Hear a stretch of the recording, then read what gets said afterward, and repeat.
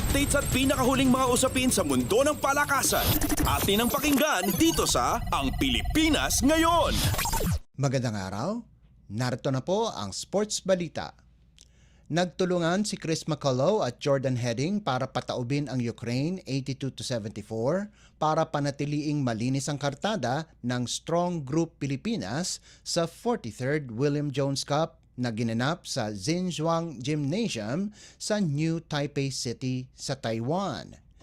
Makukuha ang korona sa torneo kung sino mang koponan ang may pinakamagandang record at ang pinakamagandang paraan para maging kampyon ay panatiliing malinis ang kanilang kartada sa buong kompetisyon. Habang nananatiling walang talo ang Pilipinas sa loob ng 3 laro, ang Chinese Taipei Team A at Harimau Malaysia ay wala pa ring talo sa loob ng 2 laban. Dinala muli ni San Miguel Import McCullough ang koponan pagkalipas magpakawala ng 8 puntos sa huling 2 minuto ng laban kontra Ukraine para magtapos ng may game high na 28 puntos kasama pa ang 6 na rebounds.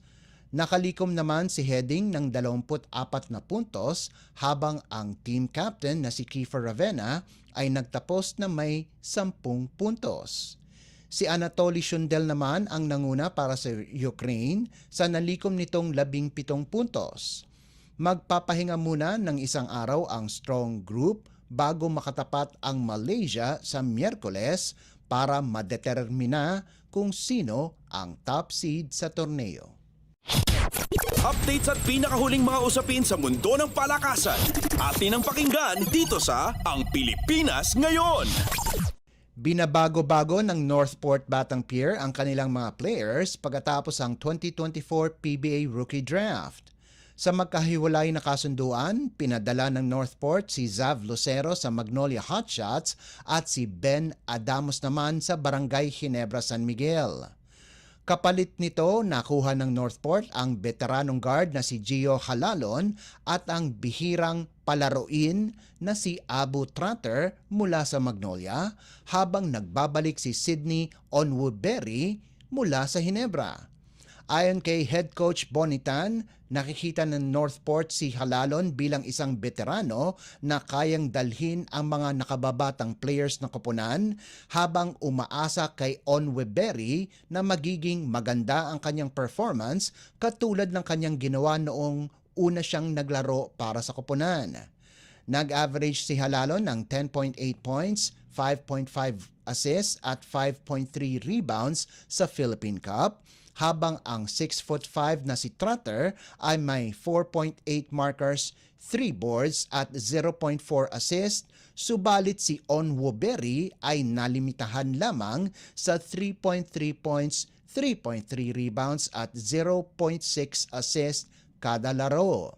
Samantala, si Lucero na mapupunta sa Hotshots ay nagmula sa University of the Philippines at nagposte ng averages na 12.1 points, 5.4 rebounds at 2 assists sa kanyang unang taon sa PBA.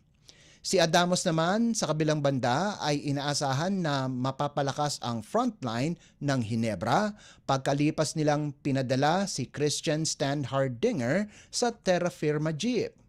Sa 8 laro sa komperensya, ang 6'6" na si Adamos ay nag-average ng 2 puntos lamang para sa Northport. Updates at pinakahuling mga usapin sa mundo ng palakasan. Atin ang pakinggan dito sa Ang Pilipinas Ngayon. Nakakapit sa huling sandali ang National University laban sa Far Eastern University para kunin ang Game 1, 25-22, 18-25, 25-19, 18-25 at 15-13 ng 2024 Shakey's Super League o SSL National Invitationals Best of 3 Finals Series na ginanap sa Ninoy Aquino Stadium. Nanguna para sa Lady Bulldogs ang veteranong si Belia Belen na nakalikom ng 26 na puntos mula sa 24 na attacks at 2 blocks habang si Ara Panike ay nagdagdag ng 15 puntos. Nag-ambag naman si Erin Pangilinan ng 14 na puntos, pati na rin si Myrtle Escanlar ng 13 puntos. Sinabi ni Belen na malaki ang pagkawala ni Sheena Toring, Eliza Solomon at Vansh Alinsug, subalit pinuri naman niya ang mga rookie players na malaki ang tulong na ginawa para sa NU. Nagtapos naman ng may 23 puntos si Jean Assis para sa Lady Tamaraos habang nakalikom ng 19 na puntos si Chenny Tagaod. Samantala, kinuha naman ng College of St. Benilde ang Game 1 ng Best of 3 Battle for Bronze laban sa Letran 21-25, 25-21, 25-16 at 25-17. Nanguna para sa Lady Blazers si opposite spiker Clydel Catarig na nakagawa ng 22 puntos at nakakuha ito ng tulong mula kay Welin Estoque na nakapagtala ng 15 puntos galing sa 9 na kills, 3 blocks at 3 service ace, pati na rin kay Rhea Densing na nagrehistro ng 12 markers. Updates at pinakahuling mga usapin sa mundo ng palakasan. Atin ang pakinggan dito sa Ang Pilipinas Ngayon. At yan ang pinakahuling balita sa larangan ng palakasan. Para sa Radyo Pilipinas World Service, ito po si Leo Magpayo. Magandang araw. Updates at pinakahuling mga usapin sa mundo ng palakasan.